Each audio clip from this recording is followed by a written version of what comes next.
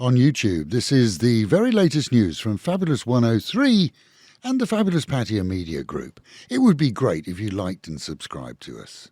In the capital, as the father of the 14-year-old male gunman paid respects to the mother of a Burmese victim at her daughter's funeral, the lady gracefully declined his offer of cash, stating that no amount of his money could bring her daughter back. The man paid his respects and was fairly received by the family. This as the Chinese victim was being prepared over the weekend for a return to her own country. Her coffin was due to be accompanied by her father during the trip. However, he's now torn between that duty and remaining here with another family member who was also shot during the mad gun spree. This as the weekend saw police seeking an extension to detention orders on 3 men known to have been involved in the modification of imitation guns and the supply of those along with ammunition to the teenager. And 2 others in Prachuap Khiri Khan have also been detained as they're charged with illegal gun or munitions sales. A total of 40 spent bullet casings were found around the mall. In Roy Et province, locals were saddened over the weekend to find only the clothing left at a river edge after 4 girls aged between 10 and 12 drowned at the weekend. Divers worked to try and recover them and sadly did so. It's assumed that they'd gone to play alone. A former Thai ambassador was discovered after losing his life in his new home in Bangkok's Chatuchak district at the weekend. Believed to have been dead for a number of days, he was found covered in empty cardboard boxes, and initial findings included several knife wounds to the body. CCTV revealed that he'd had a few visitors, at least one, male, who's thought to have remained on the premises overnight and is now being sought for questioning, amid claims that someone had attempted to use his debit or credit card recently.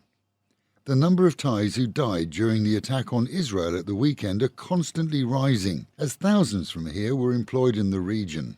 Confirmed are 3, but some say that there may be as many as a dozen, as the Thai authorities have put into effect a return program for all nationals, asking for Israeli cooperation to receive flights from here, specifically for Thais to escape the violence.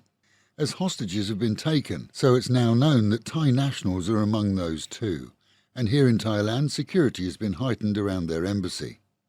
On a lighter note, in Suphanburi, a heavy goods truck was stopped and the driver detained after he transported empty oil drums. Nothing wrong with that, except that the truck was modified to extend double its length behind the rear axle. Turning was obviously an issue, as by doing so it blocked the opposite traffic lanes. The 6-wheeler was impounded. And how do you like your steak cooked? Probably not by lightning, any more than one Phetchabun farmer. Storms in the area saw locals safely indoors as lightning struck all around. When he went out to check on his cattle, he found 5 of his prize animals zapped under a makeshift building. His loss was greatened. As of his 16 head of cattle, one of those that was cooked was a Brahman cow, and that, well alone, it was worth over 100,000 baht. Meanwhile at home, and quick-witted staff at Lam Chabang port put their emergency clean-up operation into effect after a dredger leaked gallons of oil into the ocean at the weekend. A boom was set up quickly and chemicals poured out to break down the oil, ensuring that none escaped or could damage the local waters.